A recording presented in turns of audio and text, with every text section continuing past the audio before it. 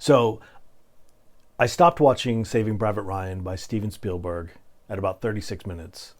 And I didn't stop watching it because it's terrible. Of course, it's a masterpiece. I think Spielberg's a master. This movie is a masterpiece.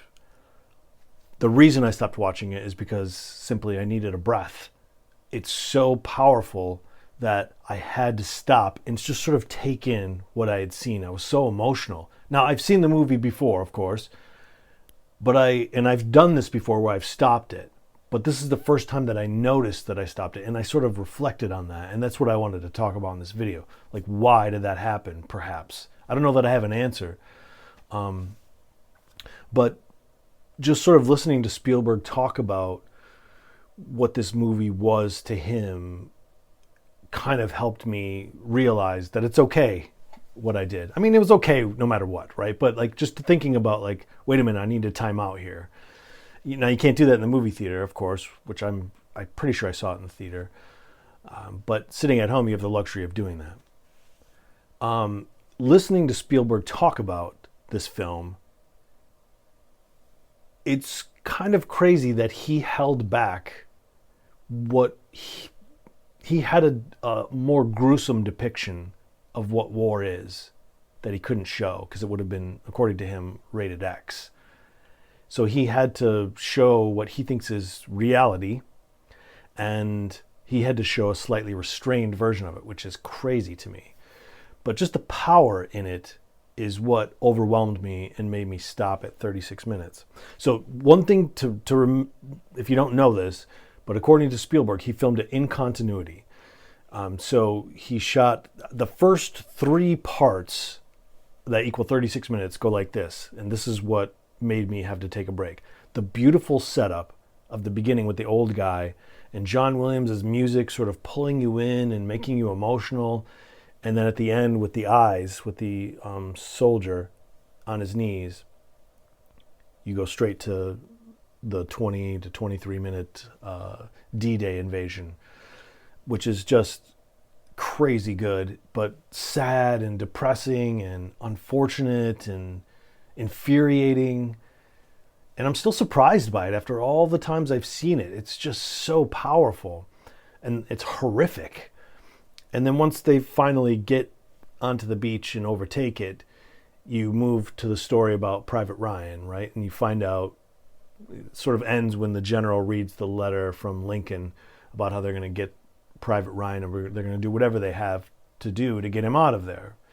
And it could be partly PR, but I get the sense that they actually believe that this is the right thing to do. But it presents all these other stories within a story, which I'll get to.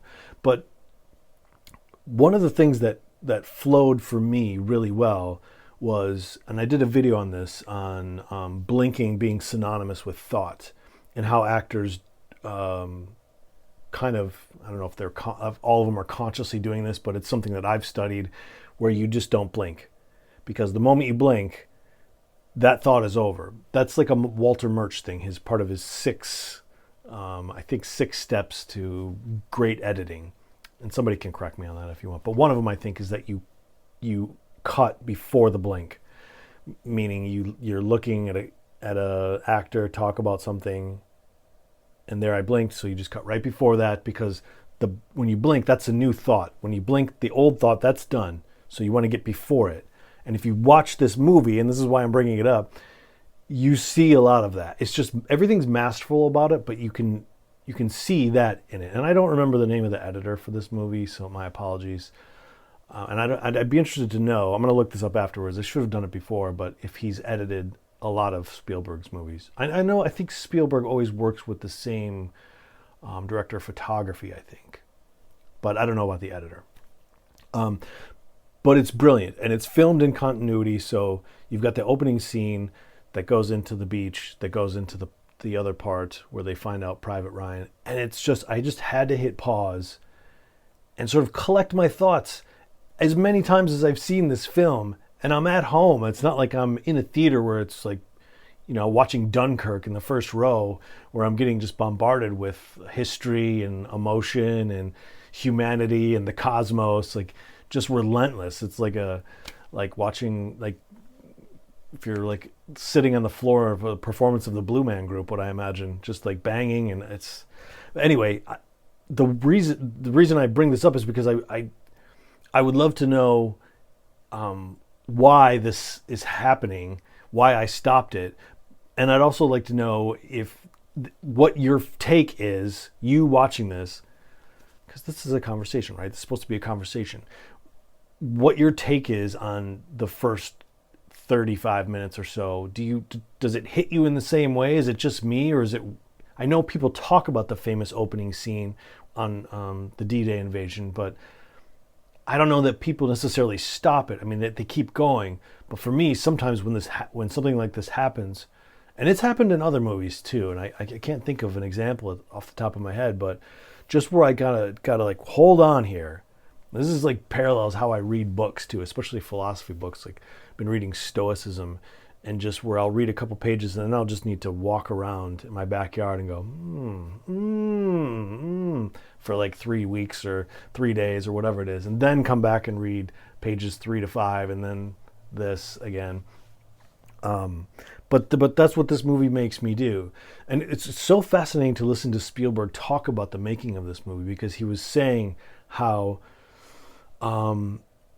somebody had asked him, what this movie is too violent for people. Like, what would you say to that? Somebody's like, this is too violent. I can't bring anybody to this. I can't watch this. Or I'm a veteran and it's too traumatic. And Spielberg just kind of simply said, look,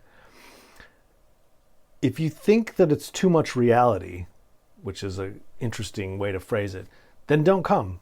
But if you maybe find someone that you trust and have them watch it and go, well, I think if you can blink or close your eyes for 4 to 5 times in the beginning or whatever, then I think you'll be okay. But if not, just go see something else. That's fine. But he went on to talk about how there's a history of Hollywood depiction of World War II, particularly closer to that time, where it was like propaganda. And it didn't sound like he was saying it in a bitter way, like an angry way, but he's just saying this is what it was. They made heroes out of these situations, and it had a purpose. And now he felt like his purpose was to show the fucking brutality in it, the senselessness, that there may be a couple of wars, in American history, I don't know, maybe in the last few hundred years, like the Revolution and then World War II, that are justified, that you have to fight in them, because this war, and meaning this day of storming the beach, saved Western democracy. It saved Western civilization. We don't know what would have happened, but it probably wouldn't have ended well.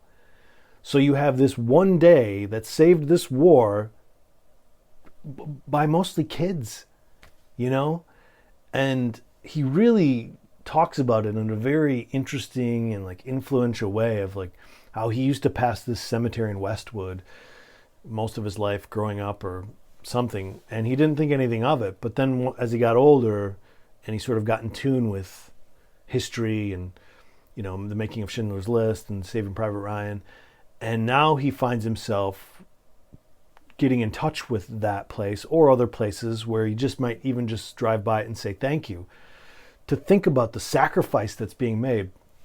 There's so many World War II movies out there. It's hard to know where to start and what's a great one, or what's another one in the line of romanticization of war and of World War II and heroism in whatever war, and to look at it for what it actually is. And I love that he used the phrase, if it's too real. He didn't say too grotesque, too horrific, too bloody, too whatever. He said too real, which really pounds home the idea that reality is so much crazier than anything we could dream up.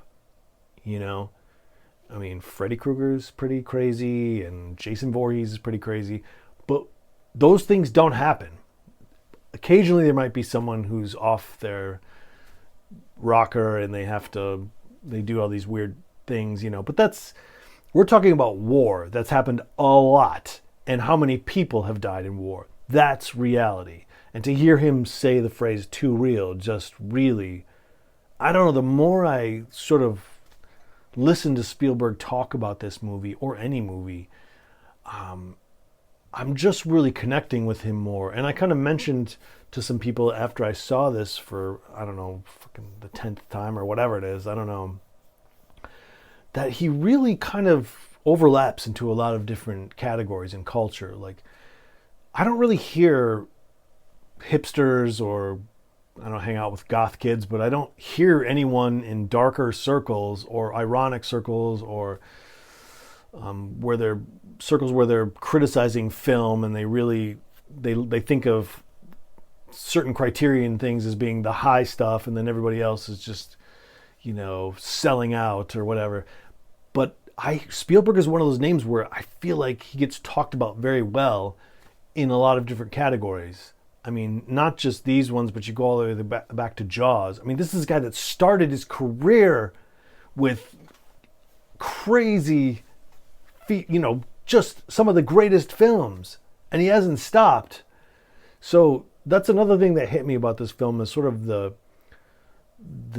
experience of seeing an artwork by someone who's still alive, still making movies, and has made some of these masterpieces and taken a snapshot of such an important moment in recent history and told this story. Yeah, it's about World War II, but it's kind of really about, this is what I take from it, and just listening to him talk, is like this fucked up situation where everyone's right in a way. Like, all these kids are being put in a terrible situation. The politicians aren't right. I'm saying that the people involved on the ground are right in that they're being asked to do these fucked up things. True. And in this situation, they're trying to get Private Ryan out for the mom who already lost a bunch of her kids. True. And the soldiers are being asked to risk their lives at the risk of not being able to go home to their mothers. True. And yet they do it all anyway to support each other. All true. And that's kind of the really messed up thing about it, is that you've got all these different truths. Everyone's right. And then you flip it to the other side, assuming, maybe not for World War II, I don't know, but just assuming that on every side of a war are just scared people who really don't know how to stand up for it. What are you going to do? They're going to get shot if they go AWOL, or they're going to get shot if they don't fall in line. Maybe they should have more courage. I think you could make that argument for the other side, at least in this case. You could definitely make that argument. But it's just a portrayal of this messed up situation that's done so well. And the lingering shadow of World War II and all that it meant is there throughout the whole journey of trying to find this private and bring him home, of course. But it's almost like the story is kind of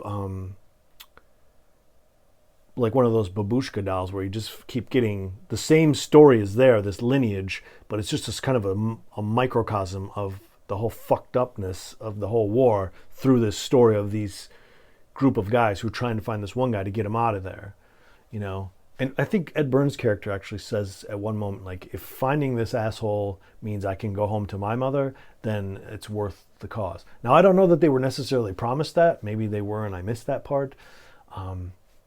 But anyway, super fascinating. So that's all I wanted to talk about. I shut it off after 36 minutes, and this it's not intended to be a clickbaity title, because that's not this audience. If you're watching this, I think you're watching it because you love films and you like having conversations about it, because wherever you are, unless you're living in LA, Chicago, New York, London, Tokyo, when you get outside of those places, if we love film, we're all kind of looking for those types of discussions to have. And if we have to have them on here for now, then we have them on here for now. So I would love to know what you think. Does it affect you in the same way, this movie? Have you not seen it in a while? Is there another film that gets you, whether it's the first 20 minutes or in the middle or at the end, where you have to, sort of hit pause, take a breath, have a glass of water, whatever you got to do, and then you can resume it? Or do you have to watch it in chunks because it makes you so emotional? Let me hear about it. I'd love to hear about it. Put it below. Saving Private Ryan.